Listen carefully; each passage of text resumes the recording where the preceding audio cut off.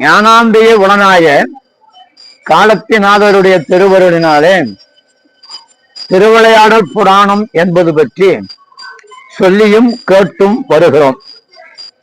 இன்று நாம் சொல்லவும் கேட்பவுமாக இருக்கின்ற திருவிளையாடல் நக்கீரனுக்கு இலக்கணம் உபதேசித்த திருவிளையாடல். நக்கீரனுக்கு இலக்கணம் உபதேசித்த திருவிளையாடல்.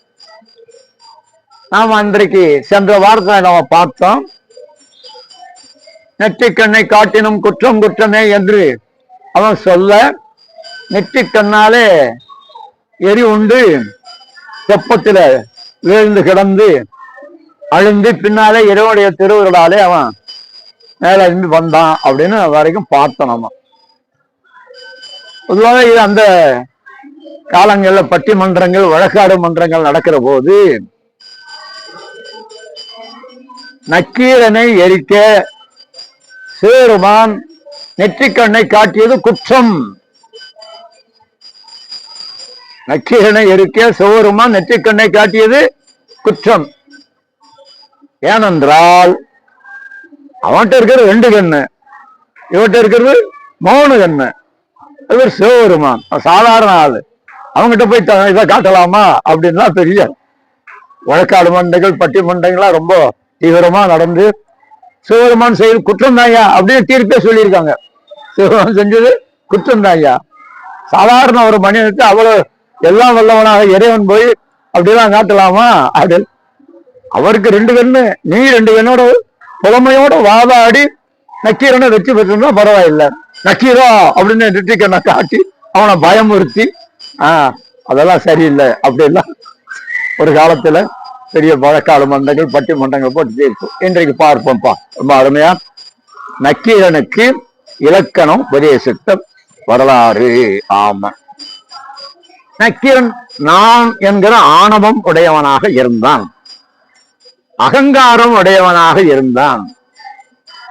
அந்த நிலையிலே சிவபெருமான் அவனுக்கு ஆட்கொண்டு அந்த பொற்றாமரை குடத்தை மேலே எழுப்பி அவனுக்கு அருள் செய்தார்.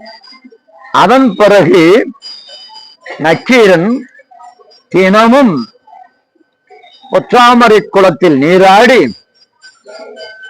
மீனாட்சி சொக்கநாதரை வழிபாடு செய்வதை வழக்கமாக கொண்டிருந்தான் தினமும். அதுல என்ன சொல்ல வர அப்படின்னா, பெருமானுடைய நெற்றிக்கண்ணிலே நான் தாங்க முடியாம தெப்பத்துல விழுந்த போது என்னை காத்தது அந்த தெப்பம்தான். எப்படி என்னை காத்தது தெப்பம்தான். ஆகவே அந்த தெப்பம்தான் இப்ப எனக்கு கண்கண்ட தெய்வம் அப்படின்னு சொல்லி தெப்பத்துல தினமும் தினமும் போய் நீராடி, அதுவும் 3 வேளையுமா, காலை பகல் மாலை என்று 3 நேரமும் தெப்பத்தில மூழ்கி 3 நேரமும் அம்மையும் அப்பனையுமா வழிபாடு செய்வதை வழக்கமாக கொண்டு இருந்தான். அப்புறம் அப்போ இப்ப என்ன ஆச்சு? சரி, அப்ப நினைக்கிறார் சிவபெருமான் மனசால் நினைக்கிறாராம். என்ன நினைக்கிறாரு அப்படின்னா, இந்த நக்கீரன் இலக்கணம் அறியாதவன், இலக்கணம் அறியாதவன், செய்யத்தக்கது இது செய்யத்தகாதது இது என்று அறியவில்லை, அறியாமல் இருந்துட்டான். இதை செய்யலாமா செய்யக்கூடாத சிந்திக்கல, அதுக்குரிய வழிமுறைகள் எல்லாம் அவனுக்கு தெரியாம இருந்துட்டான் அப்படின்னு சொல்லி அவரு நினைக்கல. அதனால என்ன சொன்னாரு, இவனுக்கு இலக்கணம் கற்பிக்க வேண்டும். இவனுக்கு என்ன செய்யணும்? இலக்கணம். யாரை கொண்டு கற்பிக்கலாம்? சிவபெருமான் மனசுல நினைக்கிறாராம், வெளியில சொல்லல. இந்த நக்கீரனுக்கு இலக்கணம் தெரியல, எது செய்யக்கூடியது எது செய்யத்தகாதது என்பது தெரியாமல் செய்து விட்டான். ஆகவே அந்த புலவனுக்கு நல்லது காட்டணும், அவனுக்கு இலக்கணம் கற்பிக்கணும். யாரை கொண்டு கற்பிக்கலாம் அப்படின்னு சொல்லலையா, மனசுல நினைக்கிறாராம். ஐயாவுடைய மனசுல என்ன நினைக்கிறாருன்னு அம்மாவுக்கு தெரிஞ்சு போச்சு. அதுதானே, வாய் திறந்து சொல்ல வேண்டியதில்லை. ஐயாவுடைய மனசுல என்ன நினைக்கிறார் என்பது அம்மாவுக்கு தெரிஞ்சு போச்சு. நம்ம வீடு இல்லை எப்படித்தானா? ஆமா. அந்த அம்மாவுக்கு தெரிஞ்சு போச்சு. ஓ, அவர் சொல்றாரு, பெருமானே, தாங்கள் எல்லாம் உணர்ந்தவர், எல்லாவற்றிற்கும் மேலானவர், பிரமனும் பெருமாளுமாக அடியும் அடியும் தேடியும் காண முடியாத வெண்ணுக்கும் மண்ணுக்குமாக உயர்ந்து நின்றவர். வாங்க அப்படின்னு உட்காருங்க. ஆகவே உங்களுக்கு தெரியாதது எதுவும் இல்லை என்றாலும், அதான் தானால்னு சொன்னாலே, ஆமா, உங்களுக்கு தெரியாது எதுவும் இல்லை என்றாலும் என்னுடைய மனதிலே பட்டதை நான் சொல்லுகிறேன் அப்படின்னு அவர் சொன்னார். அப்போ என்ன சொன்னாரு? ஒரு சமயம் அந்த அம்மா சொல்றாங்களாம், யாரை கொண்டு இலக்கணம் கற்பிக்கலாம்னு அவர் மனசில் நினைக்கிறாரு. அவர் மனசில் நினைக்கிறது இந்த அம்மாவுக்கு தெரிஞ்சு போச்சு. அதனால அந்த அம்மா என்ன சொல்றாங்க? ஒரு சமயம் கையிலே 33 தேவர்களும் ரிஷிகளும் முனிவர்களும் எல்லாமே திரண்டு நின்றார்கள் திருக்கல்யாணத்தின் போது. அது பல செய்தி வருது. ஒரு முறை அப்படி இருந்தாங்க. அப்ப என்ன ஆச்சு? வடகோடு என்ன ஆயிடுச்சு? தாழ்ந்து, தென்கோடு உயர்ந்து. ஆமா, அதான இயல்பு தானே. வடகோடு தாழ்ந்து தென்கோடு உயர்ந்து நின்றது. எல்லா உயிர்களும் துன்புற்றன. தேவர்களும் மற்ற பிரம்மன் பெருமாள் முதலானவர்கள் எல்லாம் இந்திரன் சந்திரன் வாயு வருண் எல்லாரும் வந்து உம்முடைய திருவடியிலே வீழ்ந்து வணங்கி இந்த உலகம் சமநிலை பெற வேண்டும், உயிரெல்லாம் துன்புகின்றன, பெருமானே திருவருள் செய்து அருள வேண்டும் என்று வேண்டினாரு. அம்மா சொல்ற. அப்போது நீங்க என்ன செய்தீங்க? ஒரு அழைச்சிங்க. யார் அவரு? அகத்தியர். யார் அவரு? அகத்தியர். ஆமா, அகத்தியா வடகோடு தாழ்ந்து தென்கோடு உயர்ந்து நிற்கிறது, சமநிலை பெற வேண்டும். ஆகவே நீ உடனே புதிய மலைக்கு செல், உடனே புதிய மலைக்கு செல் அப்படின்னு. உடனே அந்த அகத்தியன் திருவடியில விழுந்து வணங்குறான். பெருமானே, தெற்கே இருக்கிற அந்த தமிழ்நாடு சான்றோர்கள் நிறைந்த நாடுன்னு சொல்றாங்க. சான்றோர்கள் நிறைந்த நாடுன்னு சொல்றாங்க. நான் அங்க போய் சிக்கல்ல மாட்டிக்கப்படாது. எப்படி அகத்தியர் அங்க போய் நாங்க அவங்க சிக்கல் நான் மாட்டிக்கப்படாது. அதனால நீங்க என்ன செய்யணும்? என்ன, நீ அங்க போவதற்கு தகுதி உடையவன ஆக்கி அனுப்புங்க, அங்க செல்வதற்கு தகுதி உடையவனாக ஆக்கி அனுப்புங்க. அப்பா, நீ யாரு? கடலையே அள்ளி குடித்தவன். அகத்தியன் என்ன செஞ்சாரா? கடலையே. உலகத்துல பெரிது எது? பெரிது பெரிது, புமணம் பெரிது. இந்த உலகம் தான் பெருசு.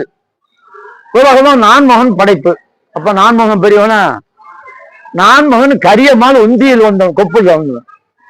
அப்ப கரியம்மாள் தான் பெரியவனா? கரியம்மாள் அலைகடல் தீன்றவன், பார்க்கடல்ல பல். இப்ப பார்க்கடல் தான் பெருசா?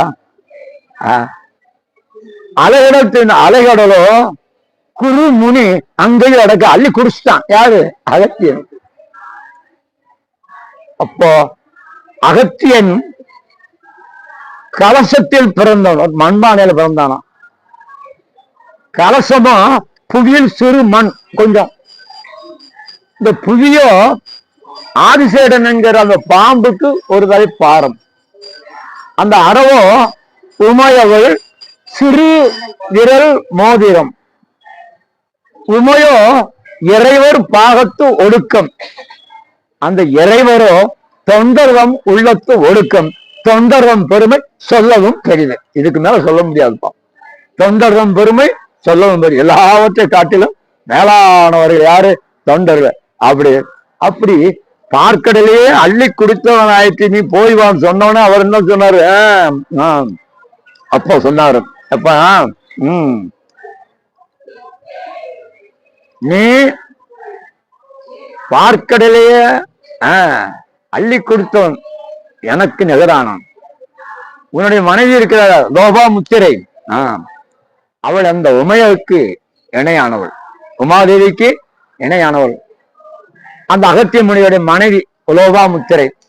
ஆகவே எல்லா தகுதியும் இருக்கிறது, நீ புறப்பட்டு போய் வா அப்படின்னு சொல்ற போது அவர் இப்படி சொன்னாரு. வட தென் தமிழகத்தில் பொதியில் மிகச்சிறந்த தமிழ் சான்றோர்களா இருக்கிறாங்க, நான் அங்க போய் அந்த சிக்கல்ல மாட்டிக்கப்படாது, எனக்கு இலக்கணத்தை கற்பித்து அருள வேண்டும். யார் கேட்கறது? அகத்தியே கேட்கிறாராம். யார்கிட்ட? சிவபெருமானத்துல. நாம் ஏற்கனவே படிச்சிருக்கோம், சிவபெருமான் தமிழை அகத்தியனுக்கும் வடமொழியாய சமஸ்கிருதத்தை பாணினி முனிவருக்கும் சொன்னார். அதான் வரலாறுப்பா.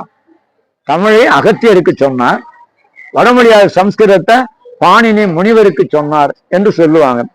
ஆகவே நான் அந்த தென் பகுதிக்கு போக வேண்டும் என்று சொன்னா எனக்கு இலக்கணத்தை கற்றுத்தர வேண்டும் அப்படின்னு சொன்னான்.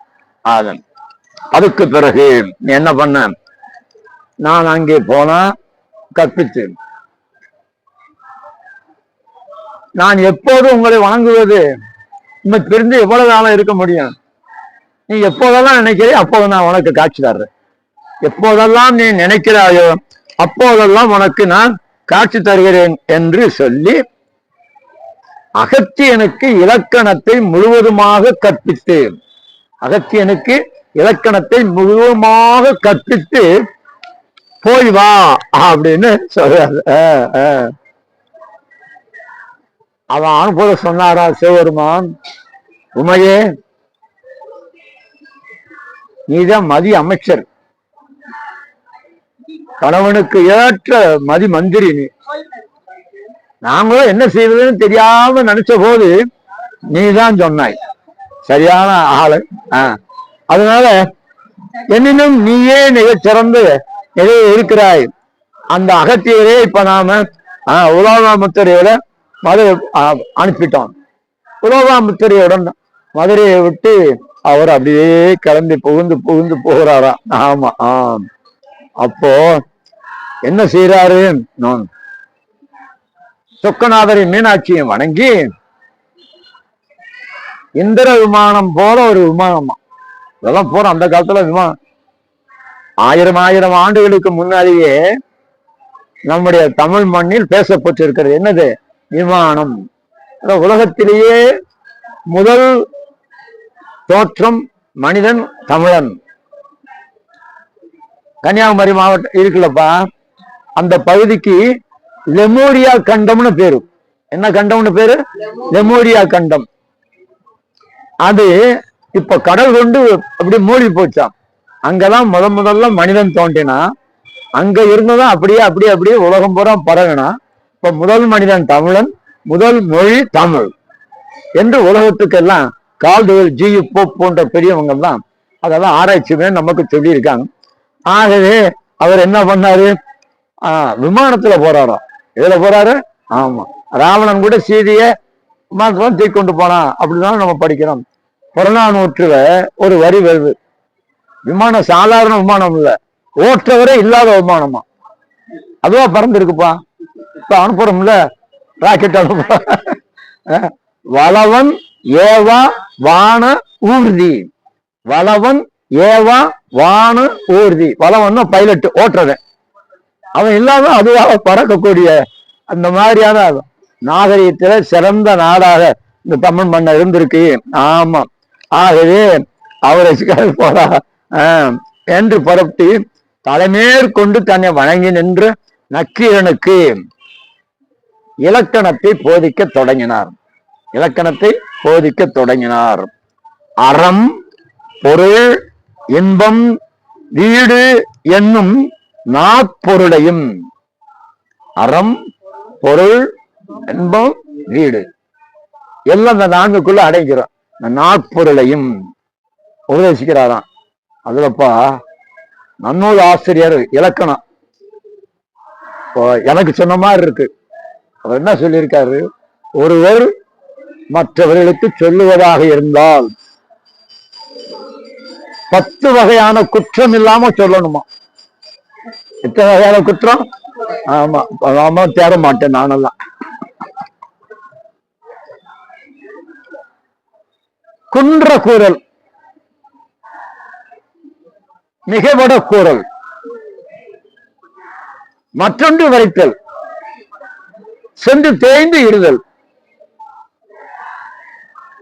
விளக்கமா சொல்ல வேண்டியதை விளக்கமா சொல்லணும், சுருக்கமா சொல்ல வேண்டியதை சுருக்கமா சொல்லணும், விளக்கமா சொல்ல வேண்டியதை சுருக்கமா சொல்லி சுருக்கமா சொல்ல வேண்டியதை விளக்கமா சொல்லியிருந்தாலும் நீ சொல்லிட்டே இல்லையா, நாங்க போயிட்டுறோம். சொல்லுவது ரொம்ப பெரியது. அதான் சொல் வன்மை அப்படின்னு அதிகாரம் பாடியிருக்கார் திருவள்ளுவர். சொல்ல ஆற்றல்ங்கிறது எல்லாருக்கும் சாதாரணமா வந்துடாது. ஆமா, வேற வேறு மைக்க கையில எடுத்து பாருங்க, இங்க கீழே இருந்து எல்லாம் சொல்லலாம். ஒரு கூட்டத்துல ஒரு ரயில மைக்க கொடுத்து பேசியான்னாங்க. அவர் ஏறி நின்று மைக்க பிடிச்சிட்டு நான் வந்து நான் வந்து நான் வந்து சொல்லிட்டு இருந்தாரு. கூட்டம் ஒரு அப்பா நீ வந்து ரொம்ப நேரம் ஆச்சு, நாங்க வந்து ரொம்ப நேரம் ஆச்சு, சொல்ல வேண்டியது சொல்லுப்பா. வேடிக்கையா சொல்லுவாங்க திருக்குறள் ஸ்டார்டிங் டொழியாம்பாரு. ஆரம்பம் எப்படி ஆரம்பிக்கிறது சில பேருக்கு, ஆரம்பிக்கிறது எப்படின்னு சில பேருக்கு தெரியாது. இப்படி வாங்கப்பா, இப்படி வாங்க. ஆரம்பிக்கிறது எப்படின்னு சில பேருக்கு தெரியாது, சில பேருக்கு முடிக்கிறது எப்படின்னு தெரியாது. சரி பேசிட்டே இருப்பாங்க, அங்க போயிட்டு வரோம்னு எல்லாரும் போயிட்டே இருப்பாங்க. அப்போ குன்ற கூறல், மிகபட கூறல், கூறியது கூறல், ஆமா, ஒன்றை மற்றொன்றாக விரித்தல். இப்படி ஒரு 10 வகையான குற்றங்கள் இது இல்லாம சொல்லணுமா இலக்கணத்தை. நன்னூல் பவனந்தி முனிவர் சொல்றார். அந்த முறைப்படி நக்கீரனுக்கு அவரு 10 வகையான அந்த குற்றங்களை இல்லாமல் சொல்லி செய்ததுனாலதான் அவரு அங்க புறப்பட்டு போனாரு. ஆமா, அது வேற. நக்கீரனை அனுப்பினாரு, அதுல அவரு வந்து போனாரு. அத்தனையும் சேர்ந்து போய் கற்பத்தன் அகத்திய முனிவரத்துல போய் நக்கீரன் பணிந்து வேண்டி இலக்கணம் கற்பிக்க வேண்டும் என்ற போது இந்த 10 வகையான குற்றங்களும் இல்லாத நிலையிலே, ஆமா, அவர் இப்ப சிவபெருமான் பெருமாட்டிட்ட சொன்னாராம். என்ன சொல்றாரு அப்படி பாருங்க.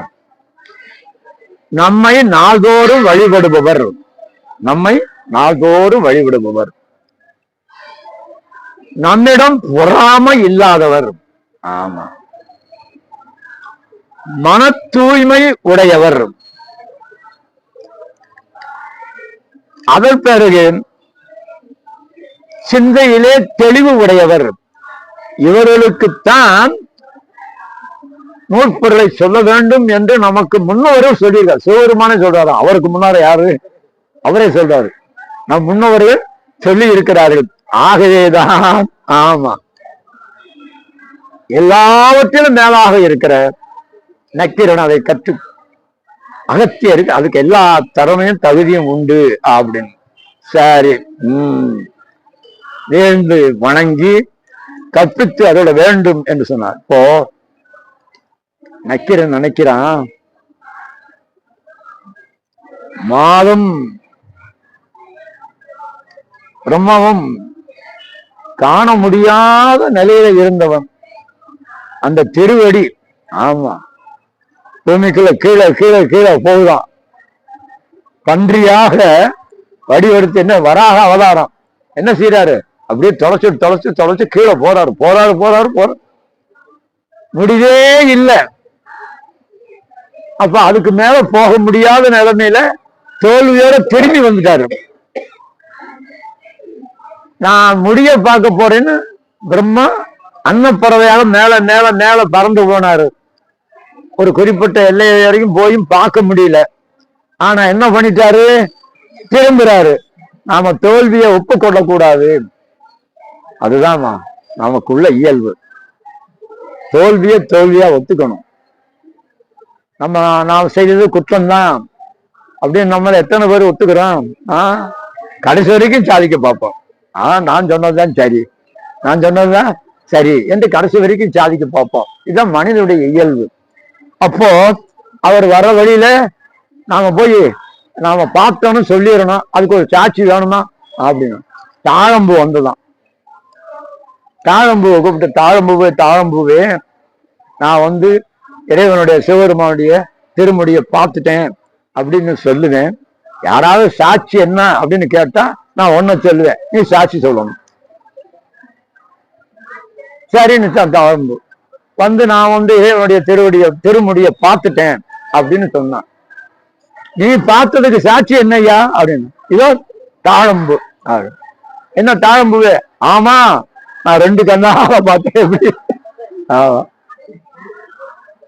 சிவபெருமான், தாழம்பூவே நீ பொய் சொன்னாய், ஆகவே என்றைக்கும் என்னுடைய பூஜைக்கு நீ ஆக மாட்டாய். தாழம்பூ வச்சு எங்கேயும் சிவபெருமானுக்கு பூஜை பண்றதே கிடையாதுப்பா. நல்ல மனமுடைய மலர், அது தானா கெடுத்துக்கிட்ட என்று சொல்லி சாகம் போட்டார் இல்லையா? அப்படி முடியும் அடியும் காண முடியாத திருவடி மண்ணிலே தோய்ந்து எனக்காக வந்தது. அந்த அருமை பெருமையை உணராம நான் பேசியதுனால எனக்கு கடுமையான தண்டனை கொடுத்து அது மீட்டியிருக்கான். நக்கீரன். அடுத்து என்ன சொல்றப்போ, எது போல அப்படின்னா, ஒரு தாய் தன்னுடைய குழந்தையின் நோய் பிணி நீங்க வேண்டும் என்று சொன்னால் கசப்பான மருந்தை, என்ன மருந்து? கசப்பான மருந்தை கைய கால கட்டி பிடிச்சிட்டு கட்டாயப்படுத்தி ஊத்தி வர்ற மாதிரி. குழந்தைக்கு குடிக்க மாட்டேங்க, தட்டி விடும் இல்லையா? நாம என்ன செய்யறோம்? கைய கால கட்டி பிடிச்சிட்டு கட்டாயமா. ஏன்? அதன் மேல இருக்கிற அன்பு, பாசம். நம்ம குழந்தை நோய் நொடி இல்லாம நல்லபடியா வளரணும் அப்படிங்கிறதுக்காக. அதுக்காக கசப்பு மருந்து கொடுக்கிறாரு இல்லையா? அதுக்காக கசப்பு மருந்த நம்ம தாய் கொடுக்கிற மாதிரி இறைவன் என்னை நல்ல நிலையிலே, சிறந்த நிலையிலே நான் வளர்ந்து ஆளாகி பெயரும் புகழும் பெற வேண்டும் என்கின்ற பெரும் கருணையோடு இப்படி ஒரு தண்டனையை எனக்கு தந்தான்.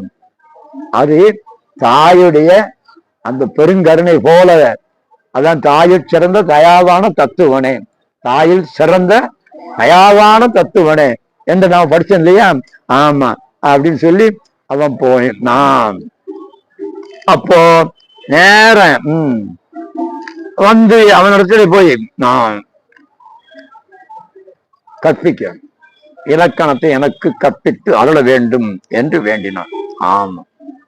அப்போ அந்த இலக்கணத்தை அவன் கற்பிக்க போன்று அகத்தியன் இடத்திலே போய் நின்ற போது அகத்தியன் நக்கீரனை வரவேற்று அவனை வாழ்த்தி அங்கே இருக்க வைத்து இலக்கண உபதேசிக்க செய்ய வேண்டும் என்று அவன் முடிவு செய்தான் அப்படின்னு நாம பார்க்கணும்.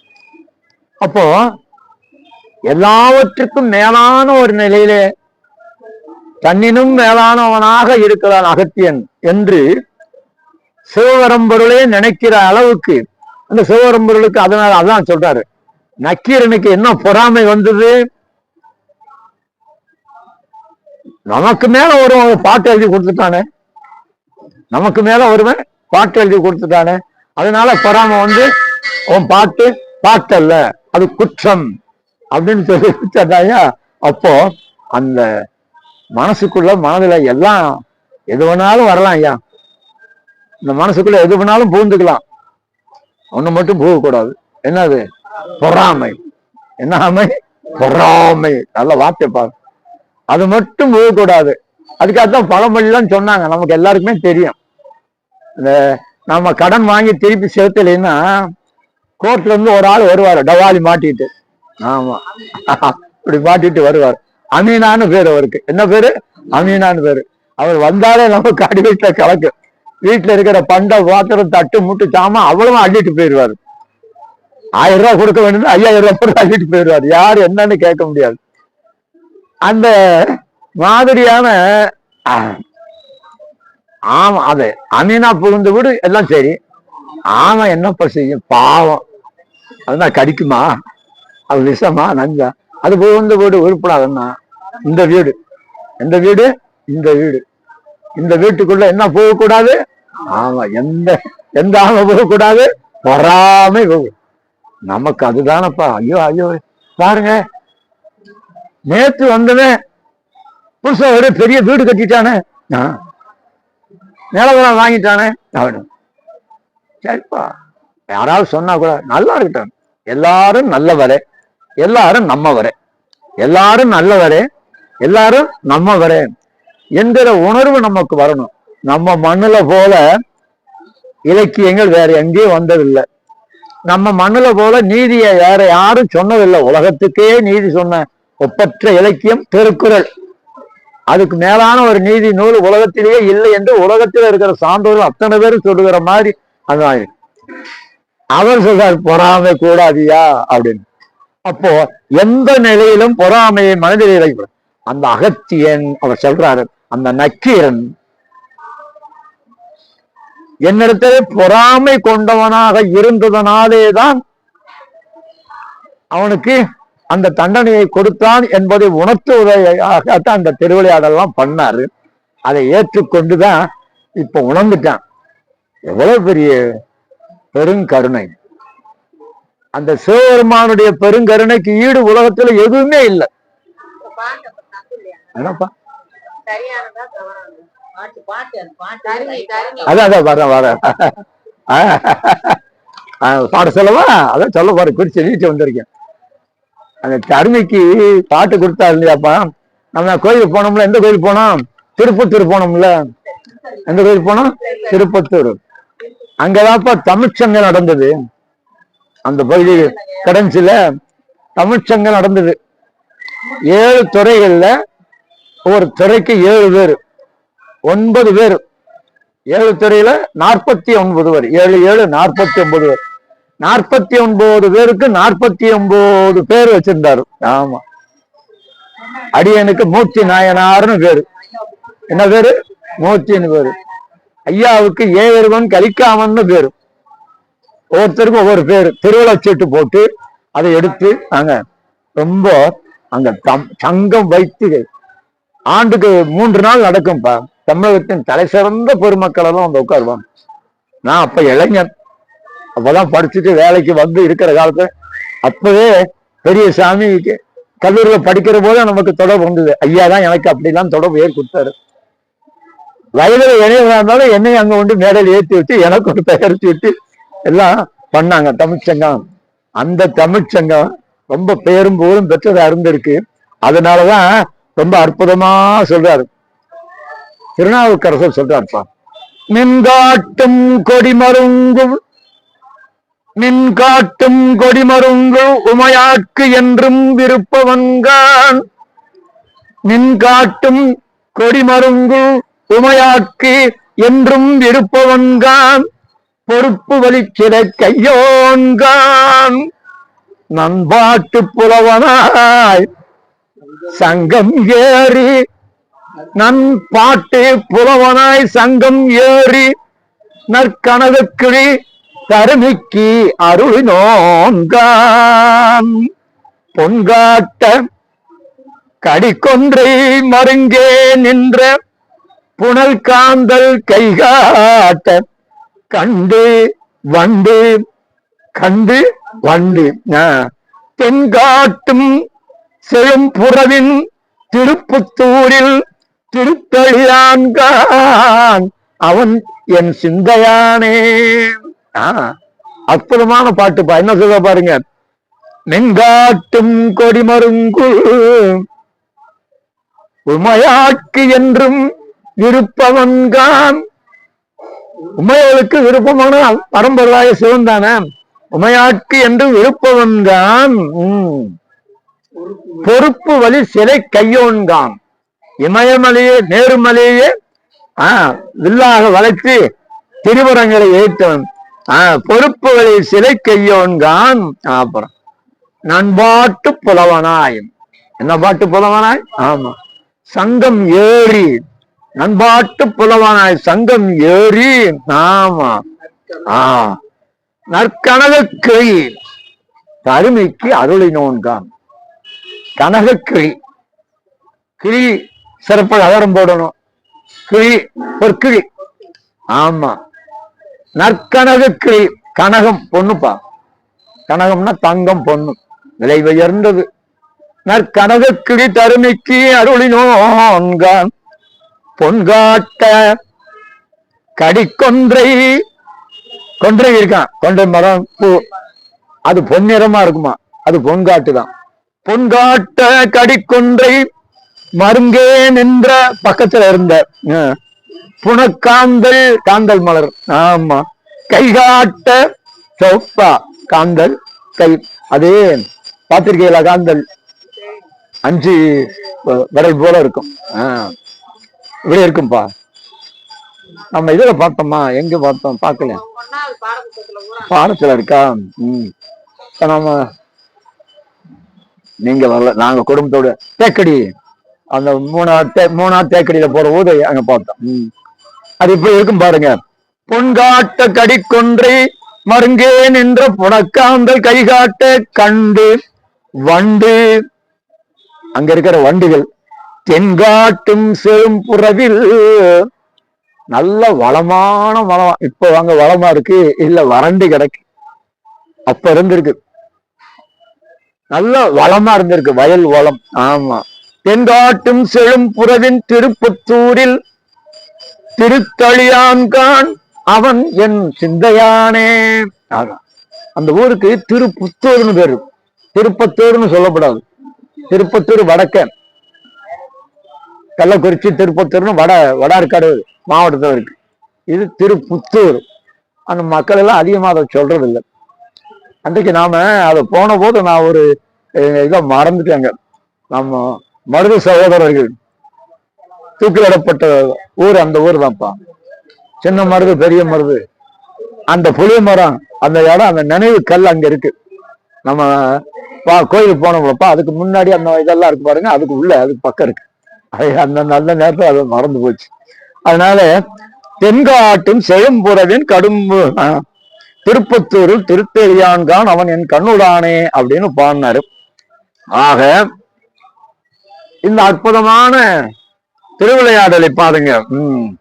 இப்ப என்ன பாரு, எல்லா நிலையிலும் நக்கீரனுக்கு அகத்தியர் தெளிவாக 10 வகையான குற்றங்கள் எதுவும் இல்லாத நிலையில் இலக்கண அத்தனையும் கற்று தந்தாராம். அதை கற்ற போதுதான் நினைக்கிறான் நக்கீரன், ஆஹா, இப்போ நமக்கு இப்படி ஒரு வாய்ப்பு எப்படி வந்தது? தீமையிலே ஒரு நன்மையா? எப்படிப்பா? அவன் சொல்லணும்னா கெட்டதில் வர ஒரு நல்லதுன்னு. அவனை எழுத்து பேசுனதுனால நமக்கு இந்த தண்டனை எல்லாம் வந்தது. இந்த தண்டனை எல்லாம் வந்ததுனால இறைவனுடைய திருவுகளுக்கு வேண்டணும். அதனால அவர் எங்க கொண்டு வந்தாரு? அகத்தியத்தை கொண்டு வந்து இலக்கணம் கற்பிக்க சொன்னாரு.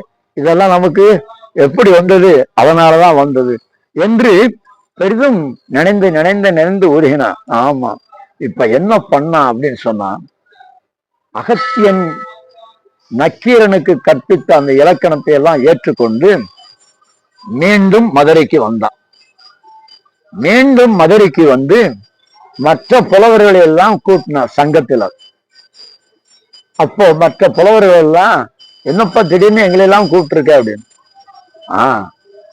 சிவபெருமானுடைய திருவருளினாலே அகத்திய முனிவர் எனக்கு இலக்கணம் முழுவதையும் கற்பித்திருக்கிறார். 10 வகையான குற்றங்கள் நீங்க, அதையெல்லாம் உங்களுக்கு நான் சொல்ல போகிறேன். அதையெல்லாம் உங்களுக்கு நான் சொல்ல போகிறேன். இப்ப பாருங்க, அந்த புலவர்கள் எல்லையில்லாத மகிழ்ச்சி அடைந்தாங்க. ஆஹா, நாம தேடி போகல, தேடி வருது. சில நேரங்களில் நம்ம தேடி போனோம்னா அது ஓடி போகும். நம்ம ஒதுங்கி நின்னோம்னா தேடி வரும். நம்முடைய வாழ்க்கை ஒவ்வொரு நிகழ்ச்சியிலையும் அனுபவம். நாம ஒன்றை தேடி போனோம்னா எட்ட எட்ட எட்ட எட்ட போகும். நாம ஒதுங்கினோம் தேடி வரும். அதே மாதிரிதான் பதவி என்ற ஒன்று இருக்கே. இப்ப போற கதையெல்லாம் வேற, அது நம்ம சொல்லவே வேண்டாம். பதவிய வருவன் தேடி போனான்னா அது ஓடி ஓடி ஓடி போகுமா. எனக்கு எந்த பதவியும் வேண்டான்னு சொல்லி ஒதுங்கி ஓடி ஒழிஞ்சான்னா தேடி தேடி வருமா. எத்தனையோ சான்றுகளுக்கு சொல்லலாம். காமராஜர், லால் பகதூர் சாஸ்திரி, மொரார்ஜி தேசாய் போன்ற பெரிய நிலைகள்ல இருந்து அவங்க எல்லாம் அத்தனை பேரும் பதவி வேண்டாம் வேண்டாம் வேண்டான்னு போனார். அப்துல் கலாம் எனக்கு வேணாம் வேணாம்னு 2வது முறை அவருக்கு என்ன பண்ணாங்க, குடியரசுத் தலைவரை உட்கார வச்சாங்க, விடல. அப்போ வேண்டாம் என்று ஒருவர் உள்ளன்போடு ஒரு சான்றோர் வேண்டாம் என்று சொன்னா விரும்பி வரும். எனக்கு வேணும் வேணும்னு சொன்னா விரும்பி வாராது. அதனால எனக்கு வாராது போல வந்த மாமணியாக நக்கீரனால எங்களுக்கு இந்த அற்புதமான வாய்ப்பு எங்களுக்கு கிடைச்சதுன்னு சங்க புலவர்கள் அத்தனை பேரும் மிகவும் மகிழ்ந்து நக்கீரனுக்கு வணக்கம் சொல்லி நக்கீரனோட சேர்ந்து எல்லாருமா திரும்ப வேணும் மீனாட்சி சொக்கநாதர் திருக்கோயில சென்று நின்று அம்மையும் அப்பனுமாக இருக்கிறவர்களை வாழ்த்தி வணங்கி யாருக்கும் கிடைக்காத பெரும் பேறு எங்களுக்கு கிடைத்தது என்று உலகாங்கிதம் அடைந்ததற்கு காரணமாக இருந்த நக்கீரனை பாராட்டி புகழ்ந்து வாழ்த்தினார்கள் என்று நக்கீரனுக்கு உபதேசம் செய்த இலக்கணத்தை நம்முடைய பரஞ்சோதி மாமுனிவர் நிறைவு செய்கிறார். பாக்கி நம்ம அடுத்த வாரம் பார்க்கலாம். சரியா?